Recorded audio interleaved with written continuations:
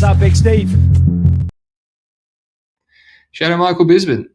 Dana White Contender Series, Episode 5. Halfway through, we're going to break it down. We're going to make some money on it, per usual. No guest this week, giving the two lads a break. Dogfather and Scrap. Someone will be back next week, so we'll pump through this one. $1,000 up or so for the halfway mark. We're better than last year, almost 2 units. But, I didn't really have many bets. Half a unit profit last week. You can look at my recap from a couple of days ago if you're interested. But yeah, I feel like shooting my shot on this card. It feels like there are many bets that I want to make, but it could just be me thinking I need to make some more money on Dana White Contender Series. I need to get more aggressive, but who knows? We'll see. So let's get into it. Standing farts, you made it indeed. You made it indeed. So let's get to it, my friend. Let's get to it. So the first fight, Chantel Dier versus Carol Forro. So this fight, me and Dogfather bet on this Forro chick 2 fights ago in LFA. She was like a $7 to $8 underdog. And I was like, man, this girl's quite good. And she fought a grappler back there. And, she lost. And now she's fighting a striker. I've been keeping an eye on her. And now she's back. Honestly, both these girls are UFC level, in my opinion. They're fighting at strawweight. It is the highest level division in the UFC for women. They're the most talented. It's subjective, but I'm going to say that's pretty accurate. And Chantel Dier, she's got a lot of hype. She's 24. She's a lot younger. And she's an athletic phenom. That's her main thing. She's big. She's 5'6", and she's dropped down here to strawweight as well, which is interesting. Just makes her even bigger. But yeah, she's got a striking background. But to me, she's a little bit of a bot. It's just constant leg kicks, tip kicks, stick and move, keep doing the same thing. A little bit stiff on the feet. She can be hit. Neither of these girls have fought anyone good at pro level, other than Forro, which she's lost. And the best girl Chantel Dier's fought is Valentina Scatizzi, who is honestly a bum. She's 3-4 currently, so a losing record. And that was a split decision. Now, it wasn't really a split. I honestly thought that Dier won that fight, 29-28, potentially even 30-27. But Scatizzi kept pressuring her. She kind of stumbled her once with an overhand right. She's a grappler, by the way. And, it just showed me that, she passes the eye test. She's got this hype on her. She's very athletic, but she's not that elite. She doesn't have many layers to her game other than just being a bot, throwing the same combinations and using her speed and athleticism. So straight away, I was like, this is going to be a dog or pass on Forro. And yeah, I woke up the next day and Forro is, plus 150 underdog, even better. So I looked at her career after the LFA loss and, just same thing, just killing a bunch of cans in Brazil and UAE Warriors. I do like her striking a little bit better. She also has a karate background. And I just like how she can mix it up. She has good knees in the clinch. She has overhand rights, spinning back kicks. It's all different varieties of KOs. And, the reason I didn't do anything on the day is because of her size. And I actually thought this fight was a flyweight. Turns out it's not. It's at strawweight. So that makes it a little bit better because Forro is not moving up. But, Chantel Dier is moving down. And apparently that's a natural weight class. And she is going to have an as far as advantage. So it's a dog or pass for me. I'm still kind of evaluating what do I want to do with it. Could Chantel Dier be the accurate favorite? And if that's the case, I don't really get much value. The best girls Chantel Dier has fought was in her amateurs, and she lost a lot of them. Shawn O'Bannon, the GOAT, that's in the UFC now, got rinsed by Samantha Hughes. That was a round 3 KO. She also got hurt with a head kick. Ivana Petrovic, she's also in the UFC, but these are 4 years ago, so she's like 20. She did beat Meme Grub, who I love Meme Grub. We bet her on Cage Warriors. So obviously she has issues with the ground game in a lot of these fights, but she was hurt by Shawn O'Bannon and she was hurt by Valentina Scatizzi. So for that alone, I'm leaning the dog in case it's a competitive striking fight. So dog or pass for me currently. I'm not overly passionate. I'll do some more tape. Otherwise, the over 2.5, that feels like a lock. It was a bit better. Now it's taking some action. So we'll see. That's where we're at. Highest level fight this week, in my opinion. Icelandic fights. Dier minus 160 or the over 2.5? I mean, the over 2.5 is better, so I would go with that. Not much Not much difference really. So I feel like they correlate. You know, if Carol, actually, I'll play the over 2.5. 2.5 for me, mate. Icelandic fights, because either girl can win. The Bannon fight was embarrassing. 6 round. Yeah, but again, you know, she's a 20-year-old, and we don't know how would Carol Forro go against Bannon, right? She hasn't really fought anyone good. You could argue that Shana Bannon is the best chick on both their records, right? All right, Jason Blair versus Samuel Sanchez. So we got the old demo fight series back. 2 Brazilians from that promotion. Really, really low, extremely low level promotion. We had obviously Gelton from there. We had this like really fat Brazilian grappler last season, the season before. He fought Soldavkin, and a lot of people better, myself included, even though there was no tape. Just from like Instagram posts and whatnot, really hard to find tape on this promotion. And this kid, honestly, this kid looks good. You know, Samuel Sanchez is only 22. His one loss is to a leg locker. He got knee barred. The apology actually says it was a heel hook, but no, it's clearly a knee bar if you watch the tape. A little bit more of a red flag. Knee bars, I would say, significantly easier to get out of than heel hooks, and you've got a little bit more give. It's kind of like an arm bar. Whereas heel hooks, you mess around, you make one false move, he just blows out your whole shit. So, I don't know, the kid looked good, and then I'm like, oh, okay, he's fighting absolute cans. You know, nobody. You know, you wiki cap his opponents, even the last guy that he beat that's 17-5, all his losses are via finish, and his 17 wins are just nobody's. So knocking him out is whatever. And then even the guy that he went to a decision with, 7-11. It's just like, come on, bro, you can't finish this guy that has more losses than wins.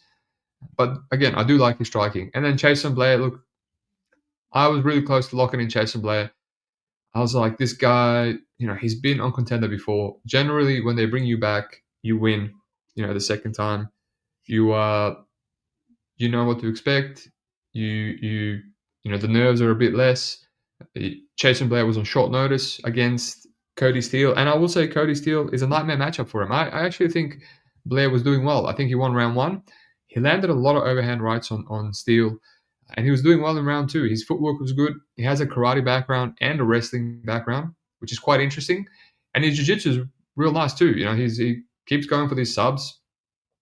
He's definitely his submission over position. So he only started MMA in 2022, and he's 26. So there's a lot of room for improvement on Blair. He went to that decision. His first loss was a decision loss to Jeffrey Craig, back in 2022, like 2 fights after his debut, which, you know, Jeffrey Craig is 6-3 now, decent level of opposition, and that was a robbery. So honestly, he really should be 8-2. But that's the best guy he's fought, and you know, should have beat him. Getting subbed by Ahmed Hassanzada, a bit of a red flag. But Hassanzada, you can, you know, say he was in the UFC too. So, and then just all these bums, you know, all bums. And Cody Steele, awful matchup. Cody Steele would absolutely run through Samuel Sanchez. So I wanted to give Blair about 60% just because of his finishing upside. You know, being in America, more proven. You know, there's levels to the cans. I think Samuel Sanchez is fighting bigger cans than Jason Blair. But then it's like, you know, Sanchez is younger. He's got that striking. He's gone to decision more. So despite not really being proven, not really fighting anyone good, you know, he showed that he can fight long and smart over 15 minutes. So then it just, if Jason Blair's cardio is going to get called into question again, that's where I'm kind of hesitant. But if this goes any longer, if the line comes in anymore on Sanchez, then I'm just going to poke Jason Blair because, yeah, it showed me that he's improving. You know, he came in against Cody Steele on short notice with the game plan to go 15 minutes. He was sticking and moving for 10 minutes almost, and he got knocked out with a body shot by Cody Steele. So he can fight patiently. So we'll see. We'll see. It's Jason Blair pass for me. Over under pick him. I basically feel like he correlates with Blair finishing this kid. I don't know. The kid was already knee barred, but that guy's a leg lock expert. So, and he was 19. So who knows? It feels like the under is accurate. MJ, Steve definitely does his homework. So does MJ. MJ is actually a gynecologist, a good friend of mine. He loves doing homework, Mr. MJ. Alrighty, Icelandic fights. Blair 115 or the under? Well, again, just like the last fight you asked me, I feel like they correlate. I would go with Blair, hands down, because I feel like he can win the fight over 1.5 rounds. Chop. Hey, bro, was just curious what your thoughts on Ankalaev versus Alex Pereira rematch. From a betting perspective, it's dog or pass on Alex Pereira. You just have to let the line do the work for you. But ultimately, I'm passing. I was on Ankalaev the first time, and I'm just not interested. And he made a meal out of that, so we'll see. Alrighty. Felipe Franco, Freddie Vidal. We could completely skip this fight. This is a light heavyweight fight. Felipe Franco is from Demo Fight Series, just like his teammate Samuel Sanchez. Minimum tape. He's taken down overweight cab drivers, getting him out of there in 1 round. Freddie Vidal, same type of guy, 3-0, awful level of competition, taking guys down, finishing him. He went to a decision against this Mike Kennedy, and everyone else is just finishing. And honestly, if I gun to my head, I've almost seen him submitted by this Jonathan Cromartie dude, and then he knocked him out with an armbar. But he showed some heart to get out of the armbar, so that's something. Honestly, gun to my head, I would go with the over 1.5 rounds, right? Just because, Felipe Franco, he's finishing. There's about 2 or 3 fights, and you watch these guys that he's finishing, and they're horrible. They're literally. They're heavyweights, so they're really overweight, and they're short as well. So, he might be able to take Freddie down, the Barbarian. But again, incredibly amount of unknown, of questions. You're just guessing. It's light heavyweight, volatility. I'm not interested. But every single fight was ended in round 1, but you got a couple of these fights made it to round 2, but it was retirement. And on amateurs, which is only 2 years ago, there's a fight. What the hell is it? Actually, there is no amateurs. I'm talking shit. There's another fight that almost made. Yeah, 2023, a 0-0 guy almost made it to round 2 as well. So I don't know why this under is so correlated, but again, gun to my head, but not financial advice. I don't advocate playing this fight. All right. Co-main event. Let's go through the comments. 6-hound demo fraud series. Look, you could say that, but who's that chick that's from? They just fought Lauren Murphy recently, the lesbo. She's decent, 2 winning streak in UFC. She's slowly tracking towards the top 20, so she's not bad. Homeboy missed weight by 4 pounds today. There you go. That's even more reason just to be disgusted by this fight. Is that still happening? Is that fight still happening? I saw that. He weighed in. Subhuman Gaucho, good day, my friend. I'll be calling you out in a future video by the end of the week. Stay tuned. Alrighty. Co-main event. Cam Teague versus Leon Douglas. I like Cam Teague. Honestly, I like Cam Teague the first time I taped him when they gave him a squash match versus Kevin Vallejos. I was expecting some punching bag brawler, sloppy brawler, but honestly, he's got decent output, both from a volume perspective, and I like how he strikes. He's not sloppy. He's got good straight punches. He sits down on him. He mixes it up, knees, elbows, and he swamps you, right? I love the swamp. And he comes forward, and obviously 9-1, not a bad record at all. And his only bad issue is the hitability. But I will say, the chin is insane. The chin is next level. Like against Austin Lingo and Fury FC, some of those hooks that he ate from Lingo, not even dropped, not even buzzed. Then Kevin Vallejos, I think I passed on the under 1.5 rounds there, just because of his durability. And honestly, Kevin Vallejos was landing bombs on him, and he couldn't drop him. He couldn't hurt him. He had to go to the body, hurt him to the body a couple of times. And you could tell that Cam Teague's brain was scrambled as he was, against the cage, and he finally got knocked out. But you could tell he was completely scrambled from the body shots, from a couple of temple shots, but he ate an ungodly amount of punishment. Like, that chin is insane. Now, right after that, he fought this David Zellner guy who was in PFL, and he's quite durable. He went 15 minutes with Al-Qatani, another power hitter in PFL, and he didn't get knocked out. So he dropped him in round 3, but he was just like out there eating overhand rights. So obviously Cam Teague, I don't know if he can really adjust his game plan.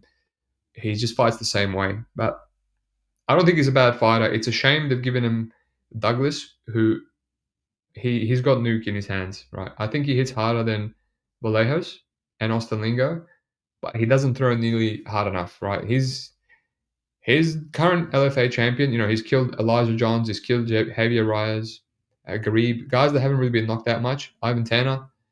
So he's just one shot at all these guys. And yeah, he's making his debut. Honestly, he's a massive favorite. I wouldn't be playing that at all. And yeah, honestly, it's just the under. The under correlates with Douglas. And honestly, Cam Teague could do it as well. But personally, I think this fight's going to end in round 2. Well, I don't know if it's going to end round 2. I was looking at this under for a long, long time yesterday. And I was like, pick him. It's like, man, this shouldn't be pick him. This should be favored. I know that Douglas has gone over. Let me check how many times has he gone over. He went over the 1.5 mark in his last 2 by 5 seconds and by 26 seconds. And, against another guy, Luan Pedroso, by a minute something. And it's like, those are very annoying. We saw BSD just in UFC Paris. I bet my only 1 unit bet on the card was fight to end in round 1 and 2. Just because BSD loves going over 1.5 rounds. And again, he finished Huffy in the second half of round 2. So I feel like this could be the same. You could play some round 2. Cam Teague as well. He knocked out Lingo the second half of round 2 because he doesn't have that much power, but he's more attritional. So, and especially now, I should have put half a unit yesterday when it was pick up. Now the line is $1.62 on the under 1.5. Now it just feels accurate. It should have been favored just because of Douglas's power. Cam Teague is also going to be there to be hit. If you're not going to force Douglas to throw, he won't throw. He'll wait for the perfect shot. But the way Cam Teague fights, I feel like he's just going to have to throw. So, yeah, it's definitely a dog or pass. I'm looking at some maybe round 2 KO. I think both can hit. And I considered under 1.5, but I might just play ends round 1 and 2 at some decent chalk. We'll see. If it doesn't hit, it doesn't hit.